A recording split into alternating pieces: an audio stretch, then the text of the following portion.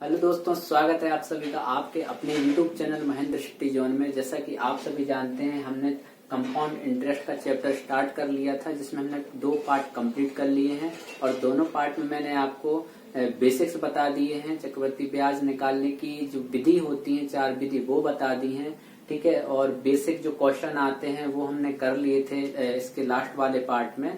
तो आज जो मैं आपके लिए टाइप लेके आया हूँ वो भी बहुत इंपॉर्टेंट है। ध्यान से समझिएगा कैसे हम इन सवालों को करते हैं और एग्जाम में आपको क्या अप्रोच लगानी है इन क्वेश्चंस को करने के लिए, ठीक है। तो देखिए, क्वेश्चन आपके सामने है, मैं आपको पढ़ के बता देता हूँ।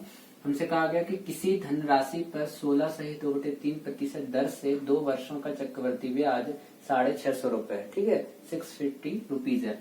तो इसी धनराशि पर इसी दर से इतने ही समय में साधारण ब्याज ज्ञात करें, ठीक। अब देखिए, सबसे पहले क्या काम रहता है हमारा, क्वेश्चन को ध्यान से पढ़ना।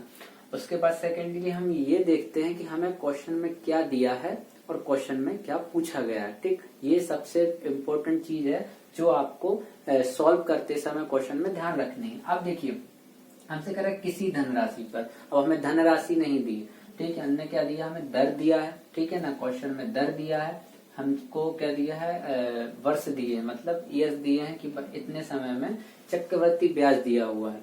अब हमसे कह रहा है कि धनराशि वही है, ठीक है, उतना ही समय है, उतनी ही दर है और हमको ज्ञात क्या करना है, साधारण ब्याज, सिंपल इंटरेस्ट जो है निकालना है, ठीक है। कैसे करेंगे, सबसे पहले क्या काम करेंगे, तो सबसे पहले ये जो हमको परसेंटेज दिया है, इस परसेंटेज को क्या करेंगे, रेशो में कन्वर्ट करेंगे, ठीक है। रेशो में कन्वर्ट करेंगे, कैसे करेंगे, इसका रेशो में करें 16 3 48 50, ठीक है ना। मैंने आपको बताया था ये प्रतिशत 100 में जाएगा अपॉन में, तो कट के कितना हो जाएगा, 1/6 हो जाएगा। जब हम 16 सही 2/3% को रेशो में चेंज करेंगे तो क्या आएगा, 1/6 आएगा, ठीक। अब मैंने आपको क्या बताया था, मैंने आपको जब 4 विधि बताई थी तब मैंने आपको ये रेशो मेथड जब बताई थी तो बोला था कि जो हमारा ये अपॉन में है यही हमारा क्या होता है, इसको हम प्रिंसिपल मान लेते हैं, ठीक है। अब अगर हम इसको प्रिंसिपल मान लेते और हमसे कहा गया है कि 2 वर्षों में, ठीक है। अगर यहाँ 3 वर्ष होता तो हम क्या करते, क्यूब करते। अब हमसे 2 वर्ष बोला तो हम क्या करेंगे, स्क्वायर करेंगे। तो जो भी हमारा जो हम प्रिंसिपल जो भी मानेंगे इसमें जो अपॉन में आएगा तो हम क्या करेंगे, जैसे 2 वर्ष दिया तो क्या मान लेंगे, इसका स्क्वायर करके प्रिंसिपल मानेंगे। तो अगर हम 6 का स्क्वायर करेंगे तो कितना आएगा, तो आएगा 36, ठीक है, 36। तो ये हमारा क्या है, ये हमारा प्रिंसिपल है, ये हमारा मूलधन है जो हमने मान लिया, सपोज कर लिया कि इतना हमारा मूलधन है। कैसे, 6 का स्क्वायर करके, क्यों, क्योंकि 2 वर्ष दिया है। क्यूब करते कब, जब हमारा 3 वर्ष दिया रहता है। अगर हम 4 का गुणा कब करते, जब हमारा 4 वर्ष दिया रहता है। तो जो भी हमें यहाँ पर ईयर, जितने भी साल दिया रहेगा, हमें यहाँ पर अपने मूलधन का उतना ही इंटू करना पड़ेगा। तो क्या होगा, हमारा यहाँ पर मूलधन हो गया। अब क्या करेंगे, ट्री मेथड यूज कर रहे हैं, ठीक है। ट्री मेथड क्यों यूज कर रहे हैं, क्योंकि इसमें ना तो कंफ्यूजन होता है और आसानी से आप जो है कोई भी जो आपको क्वेश्चन में निकालने के लिए कहा गया आसानी से निकाल लेंगे, ठीक है। ट्री मेथड यूज करेंगे। देखिए कितने वर्ष दिया है, तो आप कहेंगे सर 2 वर्ष के लिए बोला है, ठीक है, फर्स्ट ईयर सेकेंड ईयर 2 साल के लिए बोला है, ठीक। अब क्या होगा, यहाँ पर हमारा 36 है। हम क्या करते हैं, सबसे पहले देखते हैं कितना दर है, तो 1/6 हमारा रेशो है। मतलब अगर हम 36 का 1 साल के लिए निकालेंगे तो कितना आएगा, तो आप कहेंगे सर यहाँ पर कितना सिंपल इंटरेस्ट निकल के आएगा, तो ये होकर निकल के आ गया ब्याज 6 रुपए, ठीक है। 36 के अनुसार अगर 1/6 का दर निकालेंगे तो कितना आएगा, 6 आएगा। अब देखिए कैसा करेंगे, मैंने आपको बताया था कि ये जो साधारण ब्याज है जो हमारा निकल के आता है फर्स्ट ईयर, तो हमारा सिंपल इंटरेस्ट कहलाएगा ना। तो ये जो साधारण ब्याज है वो हर, मतलब जो भी साल होता है उसका, मतलब पहला जो साल होता है, जो हमारा पहला होता है उसमें सब में समान होगा। अगर यहाँ 3 वर्ष होता तो ये 6 6 6, मतलब ये इक्वल होता है फर्स्ट टाइम में, ठीक। अब क्या करेंगे, हमारा ट्री मेथड क्या कहता है कि अब चक्रवृद्धि ब्याज, चक्रवृद्धि ब्याज का मतलब ब्याज पर भी ब्याज मिलेगा। मतलब इसका तो हमारा हो गया 2 वर्ष का हमने साधारण ब्याज निकाल लिया, अब इस ब्याज पर भी ब्याज मिलेगा। तो अगर हम इसका 6 का अगर 1/6 के हिसाब से ब्याज निकालें तो कितना आएगा, 1 निकल के आएगा। तो मतलब क्या हो गया, ये यहाँ पर ये हमें ब्याज पर भी ब्याज मिल गया, 2 वर्ष का होगा। अब देखिए टोटल कितना हुआ, तो 6 6 12 और 1 13। तो ये टोटल जो 13 है यही हमारा क्या है, कंपाउंड इंटरेस्ट है। कितना है, 13, ठीक है। ये हमने अपना यूनिट के अनुसार किया। अब देखिए क्वेश्चन में हमें क्या दिया, तो आप कहेंगे सर क्वेश्चन में हमें दिया है चक्रवृद्धि ब्याज, मतलब ऑलरेडी हमें प्रश्न में साधारण कंपाउंड इंटरेस्ट चक्रवृद्धि ब्याज जो है दिया हुआ है, गिवन है, और हमने यहाँ कितना निकाला है। तो आप कहेंगे सर यहाँ तो हमारा 13 निकला, इसका क्या मतलब हुआ, इसका ये मतलब हुआ कि ये जो 13 है वो हमारे 650 रुपए के बराबर है। ठीक, तो क्या करेंगे 13 को 650 के बराबर कर देंगे। ठीक, ये 13 यूनिट किया गया। अब यहाँ से क्या करेंगे तो 1 यूनिट की वैल्यू निकल के आएगी। तो अगर जब आप इसको डिवाइड करेंगे तो कितना 13 पंचे 65, ठीक है, तो कितना हो जाएगा यहाँ पर 50 निकल कर आ गया। अब देखिए यहाँ पर 1 यूनिट की जो वैल्यू है वो 50 निकल कर आई।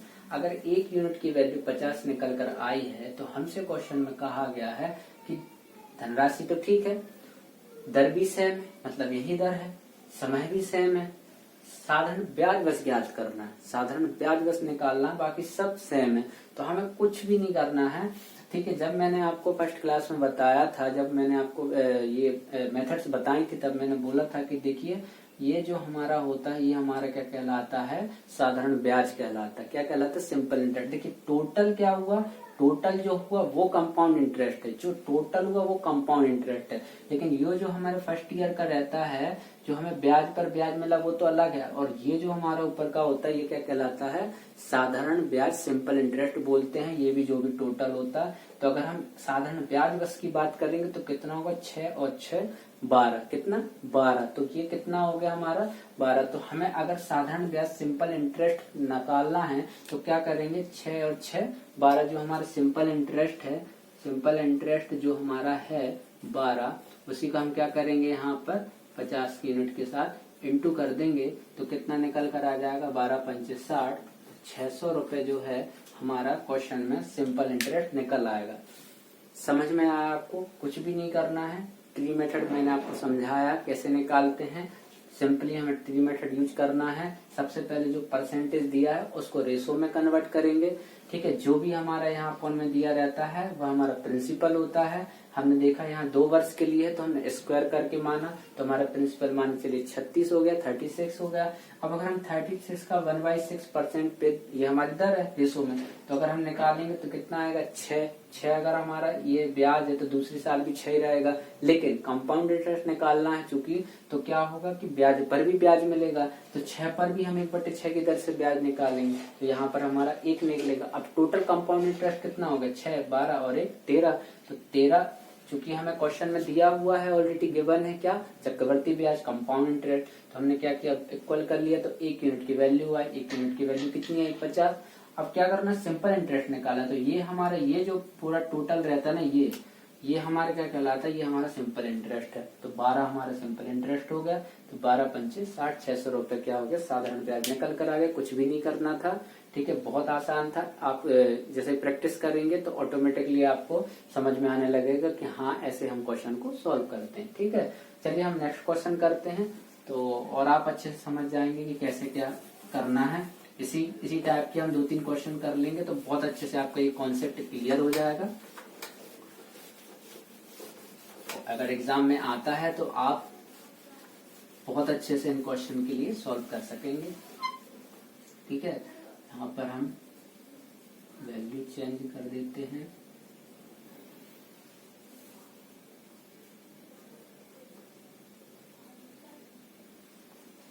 वैल्यू चेंज कर देते हैं हम। यहाँ हमारा कितना हो जाएगा, 12% से कितने वर्ष का, 2 ही वर्ष का ले लेते हैं इसमें, और कितना हो जाएगा 510। ठीक है, देखिए क्वेश्चन सेम है, वैल्यू डिफरेंस है। फिर से दोबारा करते हैं, ध्यान से समझिएगा कैसे कर रहे हैं। सबसे पहले हमने देखा कि क्वेश्चन क्या दिया हुआ, हमसे क्या पूछा है, ठीक है, क्या निकालना हमारे लिए, हमने सारी चीज अच्छे से देख ली। उसके बाद हमने देखा कि ये परसेंटेज है, इसको हम क्या करेंगे, सबसे पहले रेशो में चेंज करेंगे। तो देखिए रेशो में चेंज किया, 12.5% का भी निकालेंगे, 12 दूनी 24 और 1 25, ठीक है, 100, तो कितना होगा, 1/8 हो गया। अब देखिए 1/8 निकल के आ गया। अब क्या करना है, आपने देखा 2 वर्ष है, तो हम यहाँ पर ये जो हमारा प्रिंसिपल हम यहाँ पर जो मानेंगे, तो इसका हम क्या करेंगे, स्क्वायर करेंगे। स्क्वायर करेंगे तो प्रिंसिपल कितना हो जाएगा, 64। तो ये हमारा क्या है, 64 मान के चलिए प्रिंसिपल है। आप क्या करेंगे, यहाँ 2 वर्ष के लिए तो ट्री मेथड यूज करेंगे। ट्री मेथड में हमने यहाँ पर फर्स्ट ईयर और सेकेंड ईयर दोनों के लिए ले लिया। अब देखिए क्या है हमारा, क्या है, ये है प्रिंसिपल। हमसे कहा गया है कि 1/8 पे अगर हम पहले साल का निकालेंगे तो हमारा कितना निकल कर आएगा, यहाँ पर 64 का 1/8 की दर से अगर निकालेंगे तो 8 8 64, तो 8 हो गया। ठीक है, तो क्या हुआ, यहाँ पर पहले साल का तो 8 हो गया, ये हमारा साधारण ब्याज। तो दूसरी साल भी कितना होगा, सेम 8 ही इसमें होगा। ठीक है, अब क्या करेंगे, अब हमें ब्याज पर भी ब्याज चाहिए। ठीक है, सेकंड ईयर का, तो क्या करेंगे, यहाँ पर जो 8 है इस ब्याज का 1/8 से निकाल लेंगे दूसरे साल के लिए, तो कितना हो जाएगा, 1 हो जाएगा। यहाँ कितना हो गया, ये हो गया, हमें ब्याज पे ब्याज मिल गया। तो अब यहाँ पर देखिए टोटल कितना आ रहा है, तो आप कहेंगे सर टोटल 8 दूनी 16 और 1 17 आ रहा है। इसका क्या मतलब हुआ कि जो टोटल 17 है यही हमारा क्या है, कंपाउंड इंटरेस्ट के बराबर है, चक्रवर्ती ब्याज के बराबर है। अब ये 17 जो हमारा चक्रवर्ती ब्याज निकल कर आया है, क्वेश्चन में हमें ऑलरेडी कितना गिवन है, तो आप कहेंगे सर क्वेश्चन में ऑलरेडी 510 रुपए गिवन है, 510 रुपए गिवन है। क्या करेंगे, सेम प्रोसेस, डिवाइड करेंगे तो 1 यूनिट की वैल्यू आएगी। 1 यूनिट की वैल्यू कितनी है, 17×51 30 रुपए। अब देखिए क्या निकालना है, तो आप कहेंगे कि सर साधारण ब्याज निकालना है। अब साधारण ब्याज क्या होता है, तो आप सोचेंगे सर हाँ आपने बताया था कि ये जो टोटल होता है इतना, ये हमारा साधारण ब्याज कहलाता है। तो कितना है, 8 और 8 16। तो हम यहाँ से अगर सिंपल इंटरेस्ट निकालना चाहें तो कितना होगा, 16 गुणित 30, कितना हो गया, 16×3 48, मतलब 480 रुपए जो है हमारा सिंपल इंटरेस्ट निकल कर आ गया। ठीक है, अब समझ में आया, और अच्छे से समझ में आया होगा कि कैसे निकालते हैं। अब हम एक क्वेश्चन 3 वर्ष का भी ले लेते हैं, जिससे कि आपका ट्री मेथड भी जो है कवर हो जाएगा, और क्वेश्चन अगर 3 वर्ष का आता है तो वो भी हो जाएगा, और इस क्वेश्चन को कैसे करते हैं तो और अच्छे से आप समझ लेंगे। ठीक है, आई होप समझ में आ रहा होगा आपको कि हाँ किस तरीके से बहुत इजी तरीके से, बहुत इजी मेथड से मैं आपको बता रहा हूँ सिंपली। ना आपको कहीं कंफ्यूजन रखना है, ना डाउट रखना है, आपको बस जैसा मैं बता रहा हूँ वैसे करते जाइए, क्वेश्चन लगाइए और आपके कॉन्सेप्ट क्लियर होते जाएंगे। ठीक है,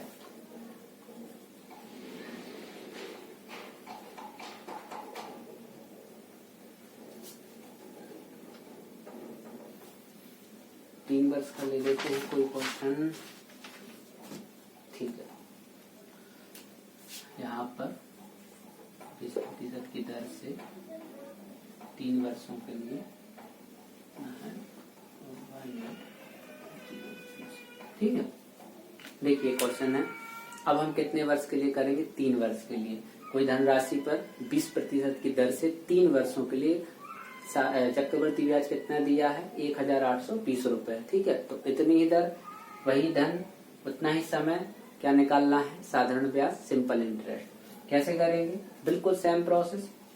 सबसे पहले इस परसेंटेज को रेशो में करेंगे तो कितना होगा, 1/5। अब यहाँ पर ये हमारा क्या हो गया, प्रिंसिपल हो गया। अब क्या करेंगे, तो सर आपने बताया था कि अगर हमारा ये प्रिंसिपल है और हमें यहाँ जितने भी साल दिया रहेगा उस हिसाब से हम इसको सॉल्व करेंगे। हमें कितना दिया, 3 वर्ष दिया, 3 का मतलब अब हम इसका क्यूब करेंगे। क्या करेंगे, 3 वर्ष है तो क्यूब करेंगे।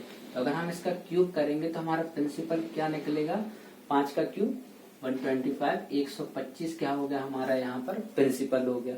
ठीक है, अब क्या करना है, ट्री मेथड यूज करना है। चक्रवर्ती ब्याज दिया है तो निकालना है, तो पहला साल, दूसरा साल और ये हमारा तीसरा साल।